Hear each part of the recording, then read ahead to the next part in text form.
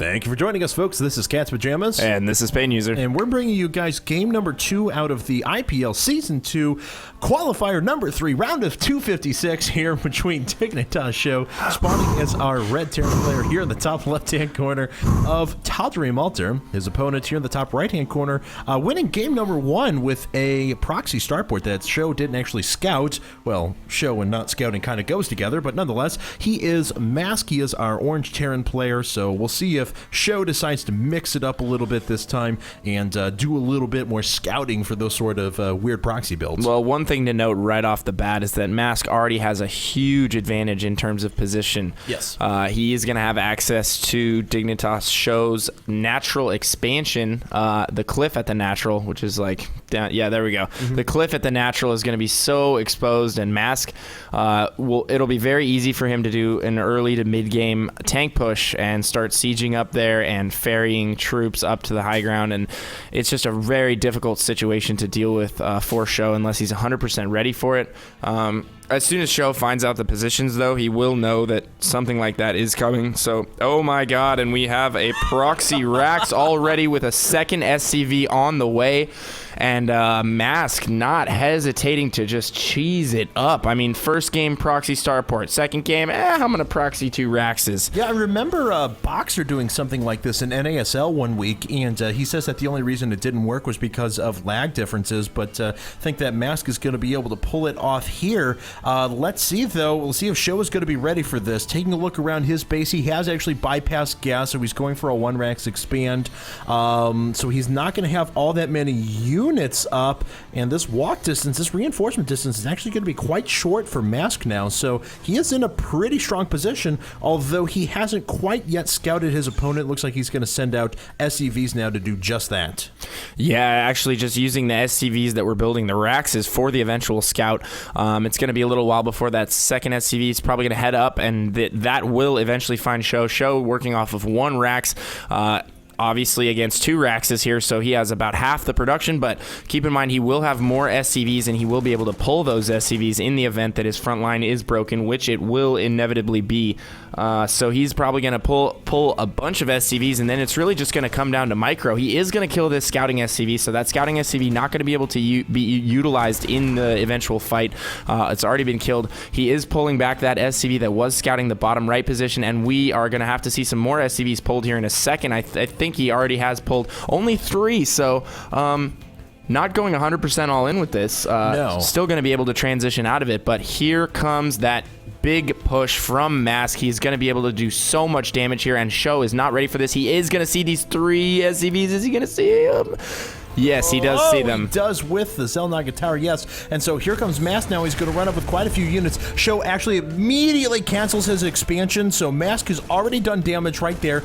In addition, Masters wants to do enough damage to be able to pull back this economy. Looks like SjoW is not going to be able to put up this bunker. That bunker does get denied. SjoW is going to be forced to pull a lot of SCVs. Here come the SCVs, though, and if this supply depot does get burned to the ground, if SjoW doesn't recover this is actually a very, very large loss, and Masq is still continuing to kill so many units right there. That supply depot down to less than 100 points of health, but it doesn't look like SjoW is interested in repairing that. He's going to drive off all of these units first, but look how many he's losing so many SCVs, man. He's lost so many SCVs. This is just absolutely terrible for him. What's he working off right now? 10? Yes. He's down to 11 SCVs, and he may lose that supply depot, and there are more Marines filtering in, still losing SCVs. Down to 7 now, down to 6, 5, 4. It's down to 6, I believe. 5. Yes. 6th has just finished. He does now have a bunker up, but it is not in range of that supply depot, and his second barracks is at the front of the ramp. The SCV building that was killed, he still has not canceled that. He is going to lose this supply depot. That will not supply cap him, though. He is still okay in that regard, but one thing to note is that the positioning of this bunker is so far to the left and so far back that even if he does lift that Rax off and does fall back with it, which he inevitably will, he will keep that Rax alive.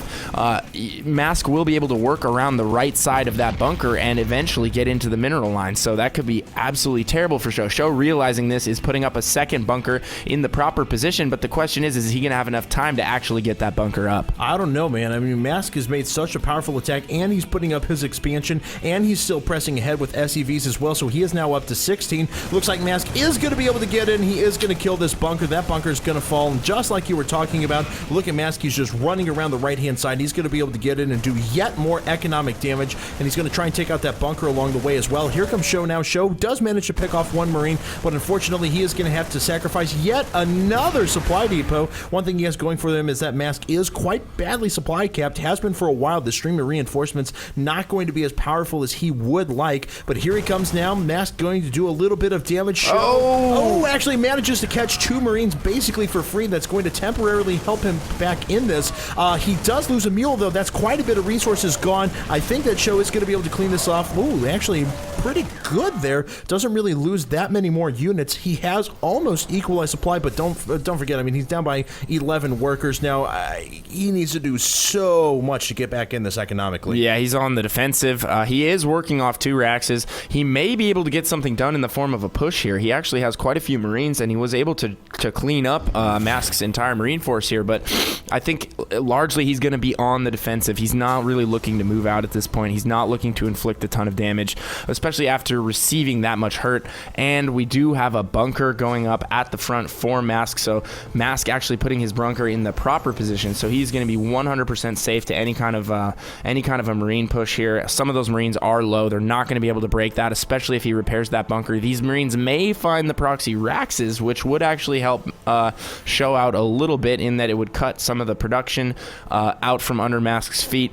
However, Masq is getting those siege tanks. He is getting siege, so he will be able to, I mean, in the event that SjoW decides to expand at any point here, it's just going to get sieged almost immediately, and there's no way SjoW is going to be able to catch up in regards to tech, and we do have a Banshee on the way for Masq, so Masq looking to finish this game off with Banshees, and hopefully SjoW doesn't keep his Marines outside of his main for too much longer. Yeah, absolutely. He's going to start making his way back now. I think he's going to go by way of proxy Raxes, but unfortunately for him, those have already decided to lift themselves off and run away. SjoW going to try and catch up. If he can catch both these racks, I mean, that's going to be a pretty good game for him. But the problem is that he, like you mentioned before, has nothing really to defend back at his base. He's got 4 Marines up now in a bunker. Looks like a 5th just added as well. So where is this Banshee at? There we go. So Hellion, Banshee, Marine here for a little while. Looks like this first barracks is going to go down. SjoW's even going to be able to take out the second one as well. So certainly a good little game for him. Looks like Masq is, yeah, that's going to be on fire here in just a second. There it is. So that barracks is going to fall. Bye-bye barracks. So SjoW does manage to take both those production facilities out. However, Masq is on 3 factory here for a little while, even adding tech labs in there. So he is going to be able to put down quite a few Hellions, quite a few Blue Flame Hellions, and then transition over to Siege Tanks when the time comes. Here comes Banshee number 1, though. Is SjoW ready for this in any way, shape, or form? Not really. The engineering bay is not finished yet. Looks like Masq does immediately take out 2 SCVs. Now 3. Gonna get himself a nice mule kill as well if he decides to go ahead and focus that down. No, actually goes after another SCV. Very nice bit of damage being done once again. Yeah, a good bit of oh, and he almost loses that Banshee. Gets away with 8 hit points right there. Cloak does finish. Now he's going to be able to go in and continue on this SCV killing spree. That turret is about 50% of the way done. Not enough energy for a scan. Still 8 more seconds on that scan. Killing so many SCVs right now is Masq, and he is just...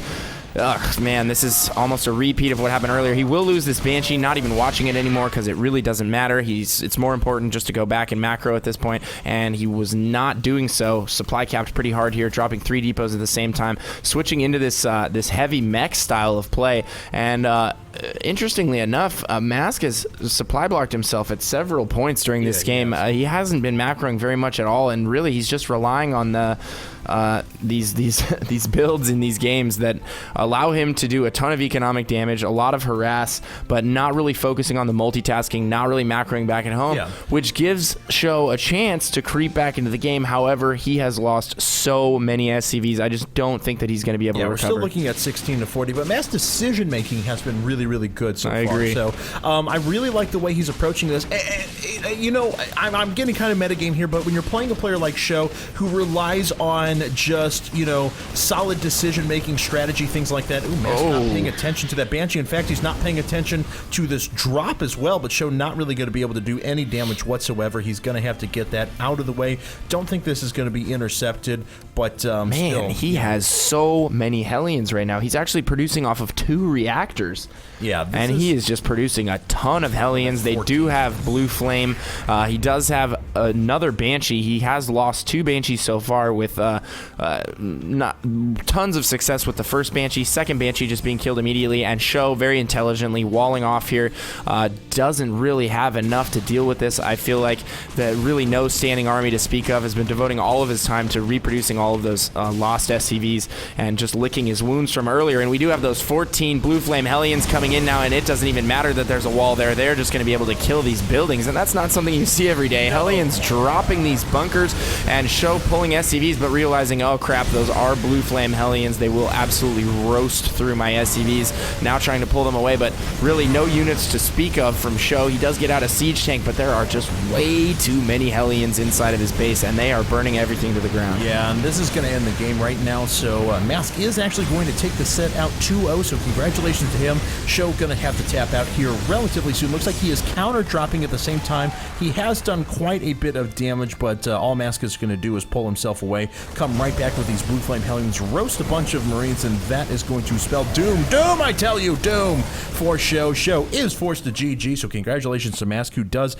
actually take out a very strong opponent in the round of 256, 2-0. And kind of what I was saying before and what I wanted to get into is that if you play a player like Show relying on strategy, decision-making, and things like that, it's really, really good decision to try to outplay him in that respect. Because a lot of players try to play against him. They just try to out-mechanic him. They try to scout him, gain more information. We can't credit Masq for outplaying him in the decision-making aspect of the game, but certainly we can credit Masq for using strategies that rely on Show perhaps not scouting them. Yeah. That for sure. No, I mean absolutely. I mean then that's what I'm talking about as far as Masq decision making right there. You know, I mean It was proxies in both games. Show had no conception of that until it was too late. Was not prepared for those in any way, shape, or form. Was just playing really, really safe, good builds. Do not get me wrong.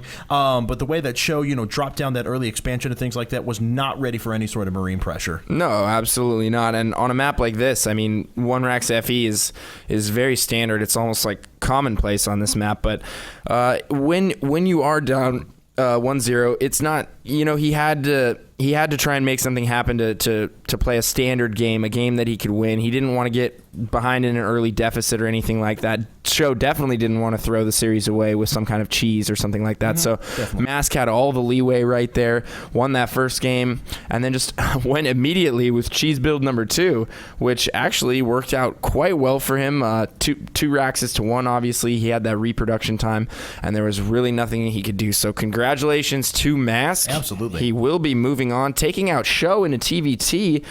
Show a very impressive Terran player, so big props to Masq. Absolutely. And that does it for this series, guys. Thank you very much for tuning in. I am Pain User. And I'm CatsPajamas. And don't forget, guys, if you guys have enjoyed the IPL, check them out, IGN.com/IPL, or find them as IGN Pro League on Twitter, Facebook, YouTube, and Justin TV. And if you want to find more of Pain User and IceCast, feel free to check me out on Twitter at CatsPajamasSC2. And you can find me at Pain User on Twitter. And I hope you guys have enjoyed this. We'll be back with another set here in the future.